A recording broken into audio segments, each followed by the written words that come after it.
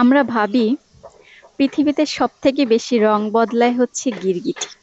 যে কোনো জিনিসের সাথে যে কোনো কালারের সাথে তারা নিজেকে অ্যাডজাস্ট করে ফেলে খুবই সহজে এবং এত নিখুঁতভাবে অ্যাডজাস্ট করে যে আমরা চিনতে পারি না। কিন্তু আসলে কি ঠিক? আমার মতে তো মানুষ সবথেকে বেশি রং বদলাতে পারে, গিরগিটির থেকেও বেশি। যখন যেখানে ভালো মনে করে সেই রঙেই রঙে যায় মানুষ।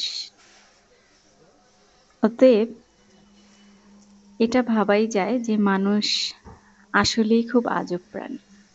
পৃথিবীতে যত আজব প্রাণী আছে তার প্রত্যেকটি গুণই কিন্তু কোনো না কোনোভাবে মানুষের মধ্যে আছে, সেটা হোক গিরগিটি আর হোক অন্য কিছু। কতটুকু সঠিক বললাম জানি না, তবে আপনাদের মতামত অবশ্যই জানাবেন।